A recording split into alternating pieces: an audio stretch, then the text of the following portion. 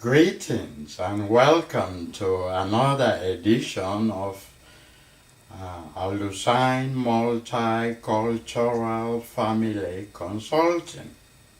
As always, I encourage you to subscribe. Go to YouTube. All you do is easy. Just type in Dr. Alusine Kanu and subscribe. The more you do, the more I will feel compelled to continue what I do. As always, when I talk to you, I have a topic. Today's topic is about friendship. We all have friends. A good way to start the topic of friendship is that humans are born into this little span of life, of which the best thing is it's friendships and intimacies. Friendships are voluntary. No one forces you to be another person's friend. You got to want to. Friends mutually influence one another. I learn from my friends, and my friends learn from me. A friend is someone you can talk to, someone you depend on for help and emotional support. A friend is someone you participate in activities and have fun with. There are many types of friends. There is a difference, some say, between a best friend, a good friend, and an old friend. Friendships come in all walks of life. There are work friends, school friends, friends of the family. One thing to note about friendship is that friendship is reciprocal. A good friend is loyal to their friend. Friendship is commitment. Some say friendship includes mutuality. Some say you can have pleasure with friends.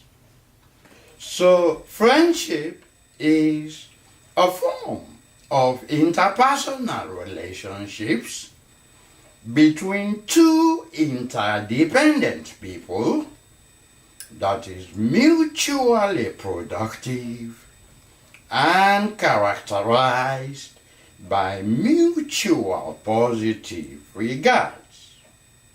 Sometimes a friend or you may have skills that you can use to help one another. Sometimes a friend is one who points out the good things about you. We get ego support from our friends based on supportiveness. Throughout my life, I've had endless series of friends. I've had friends in different cultures, and I value each friendship I have. A point to make is that never forget the people who take time out of their day to check on you. Based on my international friends, a good way to describe how to be a friend if you go to another culture, there was this British man by the name of Dr. Livingstone. Dr. Livingstone left Europe and said, I want to be in Africa. Dr. Livingstone lived the life of Africans. He became friends, and his routine was just like anyone else. Sometimes when we come to different cultures, some will fly, some will fight, some will be flexible.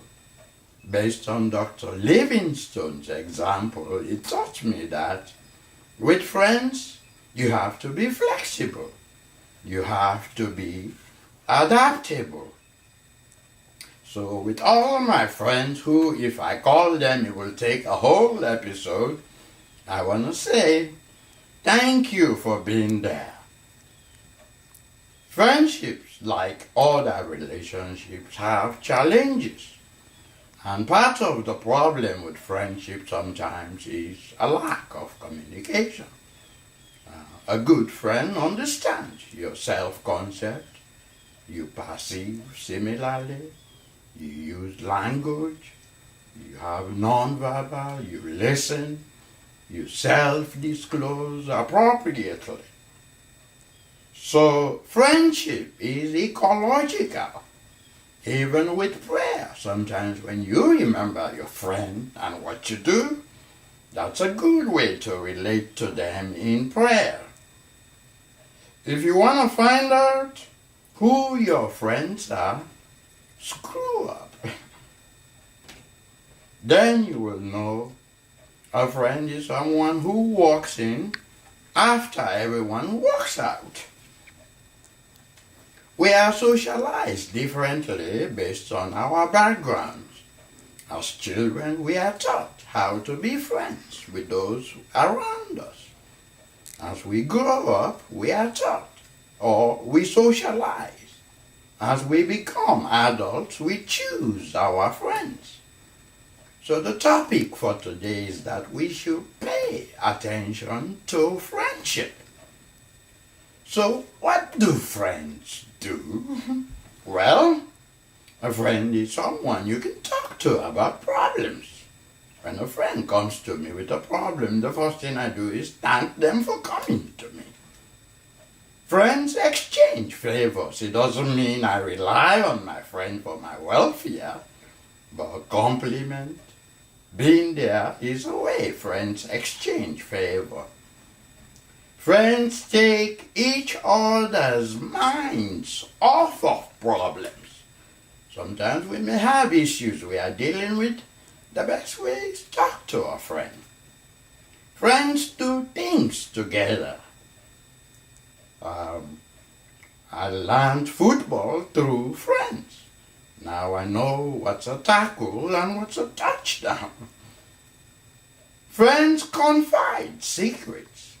If a friend tells you a secret, respect that secret. Don't take it and tell someone else, particularly if it's gonna affect their well-being. Friends hang out. They have conversations. Friends provide practical assistance. Friends have feelings for each other. And sometimes friends exchange affection. So I've defined friendship and I've talked about what friends do. Now let's look at some theories of friendship. One theory of friendship is the Franklin effect. The Franklin effect tells us that after helping another person, we like them more. That's the Franklin effect. Another theory of friendship is the contact hypothesis. Bringing enemies together leads towards friendship. That's the contact hypothesis. Another theory of friendship is the delusion effect. That when you meet someone new, there are stereotypes, there are impressions. Sometimes the more you get to know the person, you reduce those stereotypes and understand them for what they really are. Empathy hypothesis tells us that if we feel empathy for our friend, we are more likely to help that friend. Friends have different types of attachment. Some are secure in their friendship. Some are anxious in their friendship. Attachment theory teaches us that we attach to others in reciprocal ways. If I know somebody likes me, My attitude towards them is to like them too. Sometimes we talk and we act like our friends.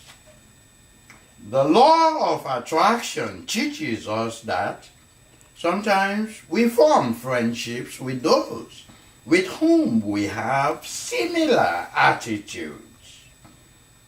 Then there is the repulsion hypothesis, which tells us that we prefer to have friends with those with similar attitudes.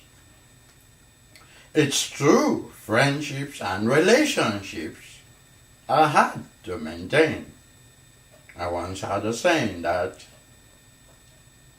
I like you too much to ever start loving you. Or it can mean I love you too much to ever start liking you. So those are the fact that friendships sometimes and relationships are hard to maintain. There are times we don't get into relationships due to the fact that we don't want to lose our friends. So it's good to learn about relational dialectics, whether in friendship, in romantic, that there is the push and pull when it comes to friendship. Everyone has their flaws. So who is a friend? A friend is a person with whom I may be honest before him or her. I may think loud. If someone does not smile at you, be generous and offer your own smile. Nobody needs a smile more than one that cannot smile to others. The Lama said that. Helen Keller said, I would rather walk in with a friend in the dark than alone in the light. Every good friendship requires mutual respect and trust. All friendships require effective communication because that's the foundation for healthy, solid friendship. Friends are good listeners. They build trust. And without communication, there is no relationship. Without respect, there is no love. Without trust, there is no reason to continue. Like all relationships, friends have rules. One rule is stand up for your friend. Offer help when your friend needs it. Don't criticize your friend in public. Keep your friend's secrets. Offer emotional support. Respect your friend's privacy. Don't be jealous of his or her other friends. Well, what happens if a friend hurts me in a relationship and I want to tell him without destroying the friendship? Well, it's recommended that we use I messages. One I message is better than 1,000 you messages. You messages make friends defensive. An I message, you describe what happened, how you feel, and you state what you want the person to do. For example, if I can make an I message to my listeners, when you subscribe to YouTube, Dr. Alusine Kanu, it makes me feel happy because it motivates me to entertain you for your listening pleasure and entertainment. That's an I message. When I feel. Because with friends, it's good to express how you feel. If there is a confusion, ask your friend for clarification. it's also good to be aware of the non-verbal communication. It's good when you talk to your friend to refer to yourself and to be clear for what you say. There are many perspectives of friendship, but true friend is one who fights for you. A true friend is one who respects you. A true friend is one who includes you. A true friend is one who encourages you. A true friend is one who needs you.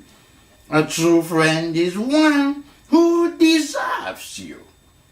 A true friend is one who stands by you. So in this short description on perspectives on friendship, I've described the nature of friendship, what friends do for each other, the theories of friendship, the rules of friendship. So my conclusion on the topic of friendship is that research tells us that friendship is voluntary. No one forces you to be another person's friend. A true friend doesn't coerce you or say this or that, It's voluntary. Some friends are affectionate. There is nothing wrong to tell your friend, I like you. Friends like each other. Friendship is a personal relationship between people. A true friend doesn't play an offmanship game, I'm better than you. A true friend treats their friend as an equal, regardless of background. So to have a friend is to negotiate those tensions we all have.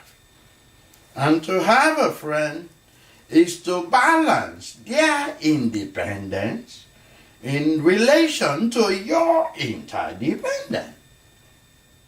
Doctors prescribe pills when something goes wrong to make people feel better. I'm not a medical doctor, I'm a communicator and a pastoral counselor. My prescription is make an effort to have connections with your friends and your family. That's the essence of life. Friendship, romantic, family, workplace are all ways we communicate interpersonally. So my conclusion is, if you want to be my friend, tell your friends to watch Dr. Alusine Kanu on YouTube, because what I do is for your listening pleasure and entertainment. So that's my talk for today. God bless and stay tuned. Thank you and have a wonderful life.